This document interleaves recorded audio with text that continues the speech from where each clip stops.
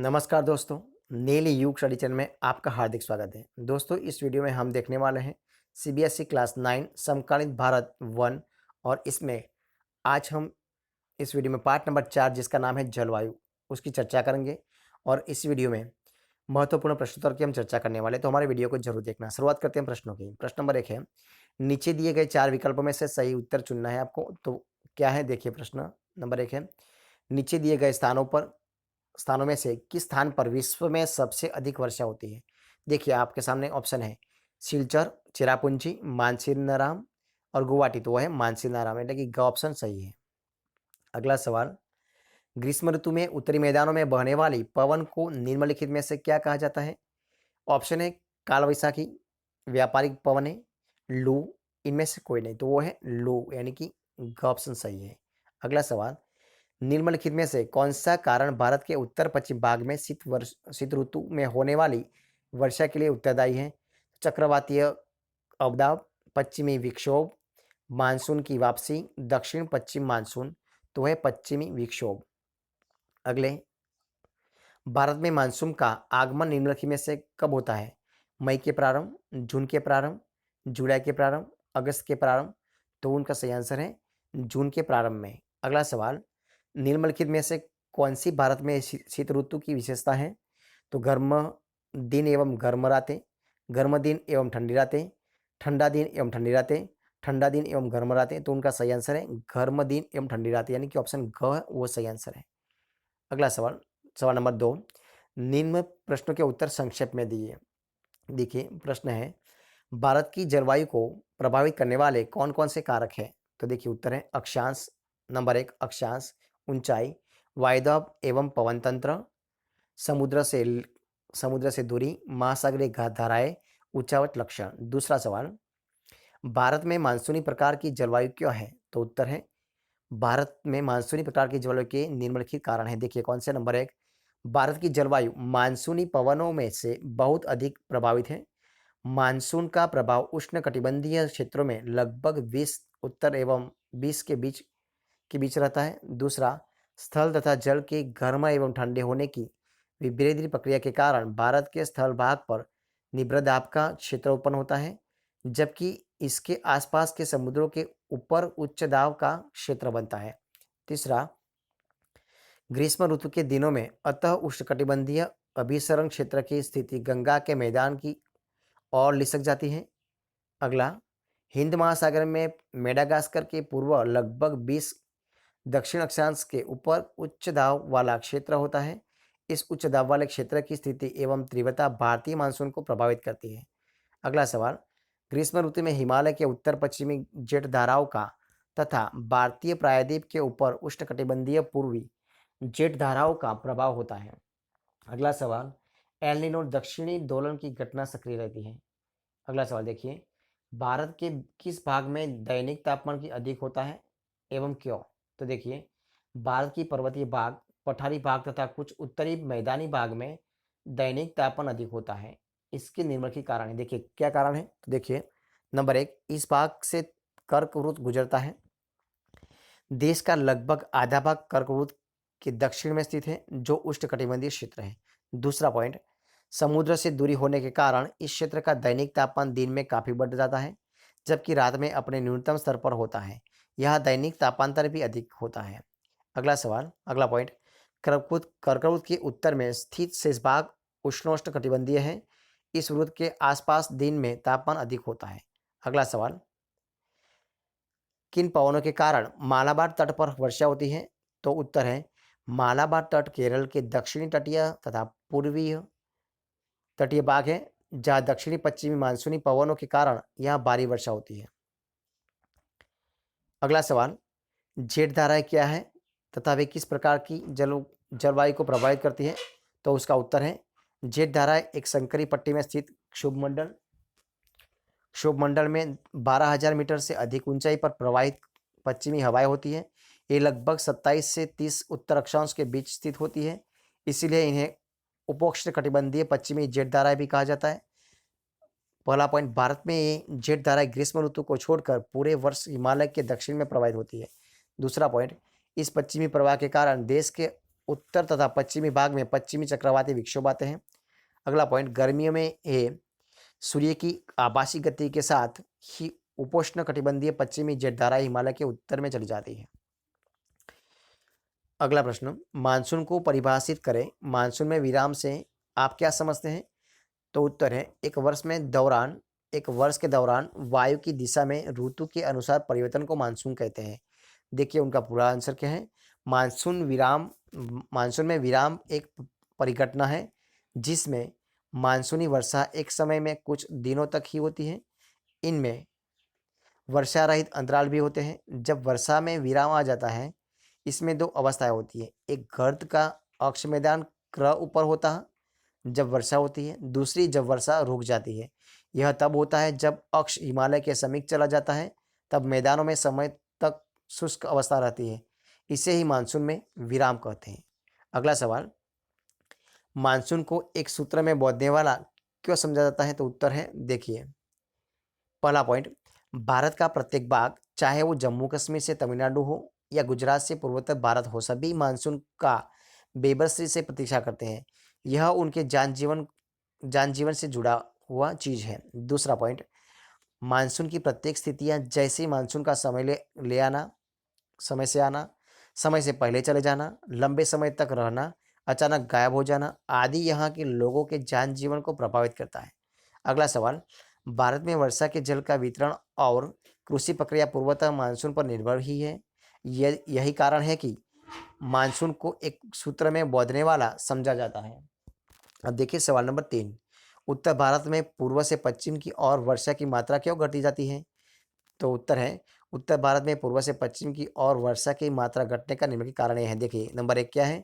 तो नंबर 1 कारण क्या, देखिए भारत में वर्षा का वितरण मुख्यतः देश के आकार द्वारा नियंत्रित होती है। यह पवनों के प्रवेश और मार्ग पर निर्भर करता है। दूसरा पॉइंट क्या है? दक्षिण पश्चिमी दूसरा पॉइंट क्या है? देखो, दक्षिण पश्चिमी मानसून बंगाल की खाड़ी से प्रवेश कर भारत उत्तरी पूर्व भाग में अधिक वर्षा अधिक वर्षा लाती है। यह अपने साथ अधिक मात्रा में जल वाष्प और नमी लाती है। आगे बढ़कर जब यह उत्तर पश्चिम की ओर जाती है तो जल वाष्प और नमी की मात्रा घटती जाती है, जिससे इन क्षेत्रों में वर्षा कम होता है। और प्रश्न 4, कारण बताइए। नंबर 4, तो देखिए नंबर 1, भारतीय उपमहाद्वीपीय में वायु की दिशा में मौसमी परिवर्तन क्यों होता है? तो देखिए उसका उत्तर क्या है? देखिए उसका उत्तर है, भारतीय उपमहाद्वीपीय में वायु की दिशा में मौसमी परिवर्तन के निम्नलिखित कारण है। नंबर 1, देखिए क्या है नंबर 1? तो नंबर 1 है, विभिन्न मौसमों में वायु दाब और पवन तंत्र भिन्न होता है। शीत ऋतु में हिमालय के उत्तर में उच्च दाब होता है। इस क्षेत्र की ठंडी शुष्क हवाएं दक्षिण में निम्न दाब वाले महासागरीय क्षेत्र के ऊपर होती है।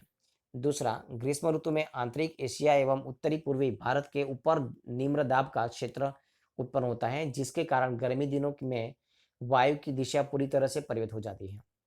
अगला पॉइंट, वर्षा ऋतु में दक्षिण में हिंद महासागर के उच्च दाब वाले क्षेत्र से बहते हुए वायु भारतीय महाद्वीपीय उपमहाद्वीपीय प्रस्थित निम्न दाब की ओर बहने लगती है, जिसे दक्षिणी पश्चिमी मानसूनी पवनें कहा जाता है। यही कारण है कि वायु की दिशा में मौसमी परिवर्तन होते रहते हैं। अगला प्रश्न 2, भारत में अधिकतर वर्षा कुछ ही महीने होती है। देखिए उत्तर क्या है इसमें? पहला पॉइंट, भारत में वर्षा का प्रमुख कारण यहाँ बहने वाली मानसूनी पवनें होती हैं, जो वर्ष के कुछ ही महीने में जून से सितंबर तक ही बहती है। दूसरा पॉइंट क्या है? इन महीनों में भारत का स्थलीय भाग बहुत गर्म होता है और महासागरीय भाग कम गर्म होता है, जिसमें हिंद महासागर के ऊपर उच्च दाब उत्पन्न होता है और वायु के इस उच्च दाब से इस उपमहाद्वीपीय के स्थल के निम्न दाब की ओर बहने के कारण यह अपने साथ बहुत अधिक मात्रा में जलवाष्प और नमी लाती है, जो इन दिनों में वर्षा का प्रमुख कारण होती है। अगला सवाल, जलवायु किसे कहते हैं? तो देखिए जलवायु किसे कहते हैं? एक विशाल क्षेत्र में लंबे समय तक समयावधि 30 वर्ष से अधिक में मौसम की अवस्थाओं का कुल योग ही जलवायु है। दूसरा क्या है प्रश्न? मानसून किसे कहते हैं? तो मानसून का अर्थ है एक वर्ष के दौरान वायु की दिशा में ऋतु के अनुसार परिवर्तन है। तीसरा प्रश्न, मौसम और जलवायु के मुख्य अवयव कौन कौन से हैं? देखिए कौन कौन से हैं?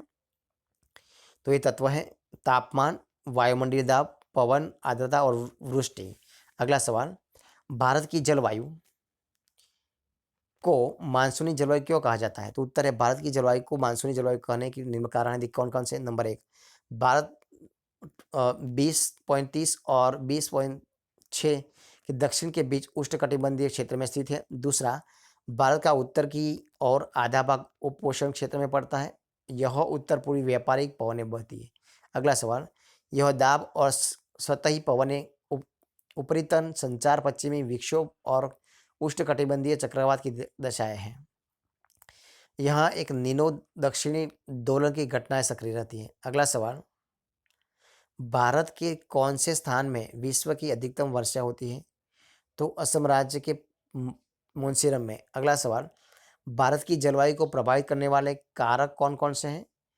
तो देखिए कौन है, एक अक्षांश, ऊंचाई, वायुदाब एवं पवन तंत्र, समुद्री से दूरी, महासागरीय धाराएं और उच्चालन लक्षण। अब देखिए सवाल नंबर आगे, भारत में जलवायु संबंधित मौसमी अवस्थाएं किन वायुमंडलीय अवस्थाओं से संचालित होती हैं? तो देखिए वो है वायुदाब एवं धरातली पवनें, ऊपरी वायु परिसंचरण, पश्चिमी चक्रवाती विक्षोभ एवं उष्णकटिबंधीय चक्रवात।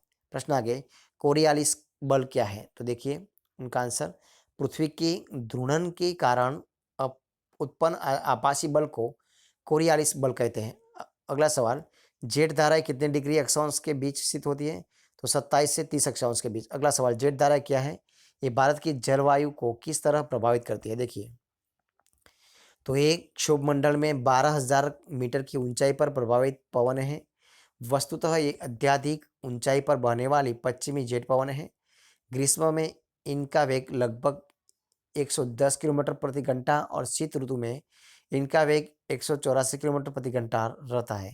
ये मध्य अक्षांश तथा उपोष्ण क्षेत्रों के ऊपर चलती रहती है। ये धाराएं 27 अक्षांश से 30 अक्षांश उत्तर अक्षांश से बहती है। ये पश्चिमी विक्षोभ को उत्पन्न करती हैं। ऐसे विक्षोभ भारत के उत्तर और उत्तरी पश्चिमी भागों में बनते हैं। इन्हें उपोष्ण जेट धाराएं कहा जाता है। अगला सवाल, जेट धाराएं क्या है?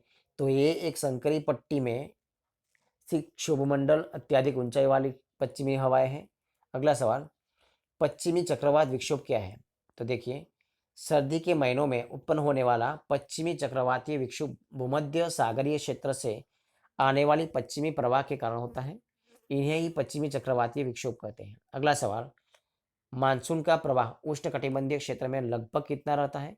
तो मानसून का प्रवाह उष्णकटिबंधीय क्षेत्र में लगभग 20° उत्तर एवं 20° दक्षिण के बीच रहता है। अगला सवाल, अंत उष्णकटिबंधीय अभिसरण क्षेत्र क्या है? तो विषुवतीय अक्षांश में विस्तृत गर्त एवं निम्न दाब के क्षेत्र को ही अंत उष्णकटिबंधीय अभिसरण क्षेत्र कहते हैं। एल नीनो किसे कहते हैं? तो देखिए, ठंडी पेरू जलधारा से स्थान पर स्थायी तौर पर गर्म जलधारा के विकास को एल नीनो कहते हैं। अगला सवाल, भारत में जलवायु का आगमन कब होता है? तो भारत में जलवायु का आगमन जून के आरंभ से लेकर मध्य सितंबर के बीच होता है। अगला सवाल, कल बैसाखी किसे कहते हैं? तो तीव्र हवाओं के साथ गरज वाली मूसलाधार वर्षा भी होती है तथा इसके साथ प्रायः हिमवृष्टि भी होती है। वैशाख के महीने में होने के कारण इसे कल वैसाखी कहते हैं। अगला सवाल, पश्चिमी विक्षोभ क्या है? तो ये पश्चिमी और पूर्वी जेट धाराएं द्वारा लगाए गए विक्षोभ हैं। ये देश के अंतर और उत्तर पश्चिमी भागों में अपना प्रभाव डालते हैं। अगला सवाल, भारत के द्वीप समूह में कब वर्षा होती है? तो अप्रैल के प्रथम सप्ताह में, यह मई माह के प्रथम सप्ताह तक वर्षा प्राप्त होती है। अगला सवाल, जलवायु किसे कहते हैं? जलवायु किसे कहते हैं? भारत की जलवायु कैसी है?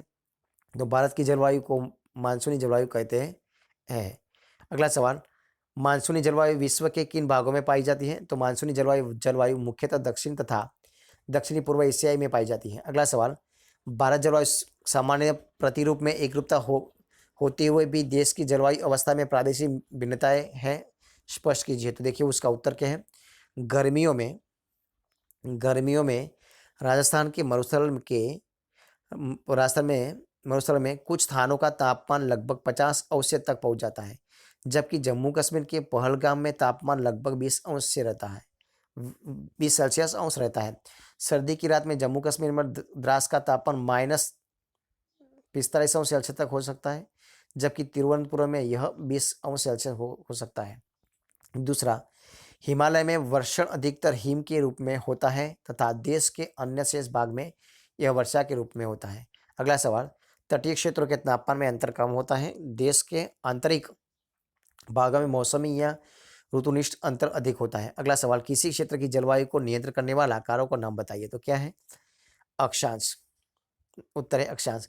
पृथ्वी की गोलाई के कारण पृथ्वी पर पड़ने वाली सौर ऊर्जा की मात्रा अक्षांशों के अनुसार अलग अलग होती है। तापमान विषुववृत्त वृत्त से ध्रुवों की ओर घटता जाता है। दूसरा, तुगनता यानी कि ऊंचाई। जब कोई व्यक्ति पृथ्वी की सतह से ऊंचाई की ओर हो जाता है तो वायुमंडल की सघनता कम हो जाती है तथा तापमान घट जाता है, इसीलिए पहाड़ियों गर्मी के मौसम में ठंडी होती है। अगला सवाल, वायुदाब एवं पवन तंत्र। किसी भी क्षेत्र का वायुदाब एवं पवन तंत्र उस स्थान के अक्षांश तथा ऊंचाई पर निर्भर करती है। इस प्रकार यह तापमान एवं वर्षा के वितरण को प्रभावित करता है। तो दोस्तों ये थे हम। देखिए 5वां नंबर की समुद्र की दूरी। तो देखिए समुद्र का जलवायु पर समकारी प्रभाव पड़ता है। जैसे जैसे समुद्र से दूरी बढ़ती है यह प्रभाव कम हो जाता है एवं लोग विषम मौसमी अवस्थाओं को महसूस करते हैं। अगला पॉइंट, महासागरीय धाराएं। महासागरीय धाराएं समुद्र से तट की ओर चलने वाली हवाओं के साथ तटीय क्षेत्रों की जलवायु को प्रभावित करती है। उदाहरण के लिए कोई भी तटीय क्षेत्र जहाँ गर्म या ठंडी जलधाराएं बहती है और वायु की दिशा समुद्र से तट की ओर हो तब वह तट गर्म या ठंडा हो जाएगा। अगला पॉइंट, उच्चावच लक्षण। ऊंचे पर्वत ठंडी अथवा गर्म वायु को अवरोधित करते हैं। यदि उनकी ऊंचाई इतनी हो कि वे वर्षा लाने वाली वायु के रास्तों को रोकने में सक्षम होते हैं तो ये उस क्षेत्रों में वर्षा का कारण भी बन सकते हैं। पर्वतों में पवन विमुख ढाल सूखे रहते हैं। अगला सवाल, महाद्वीपीय अवस्था के आप क्या समझते हैं? तो देखिए उसका आंसर है समुद्र का जलवायु पर समकारी प्रभाव पड़ता है। जैसे जैसे समुद्र से दूरी बढ़ती है यह प्रभाव कम हो जाता है एवं लोग विषम मौसमी अवस्थाओं को महसूस करते हैं। इसे महाद्वीपीय अवस्था कहते हैं। तो दोस्तों ये थे हमारे आज के सारे क्वेश्चन। तो दोस्तों अगर आपको मेरा इस वीडियो अच्छा लगा तो उनको लाइक कीजिए, कमेंट कीजिए, आपके दोस्तों में शेयर कीजिए और दोस्तों लास्ट में अब तक आपने हमारे चैनल को सब्सक्राइब नहीं किया तो उनको सब्सक्राइब करना मत भूलिए। दोस्तों हमारे इस वीडियो को फर्स्ट से अंत तक देखने के लिए आप सब लोगों का बहुत बहुत धन्यवाद।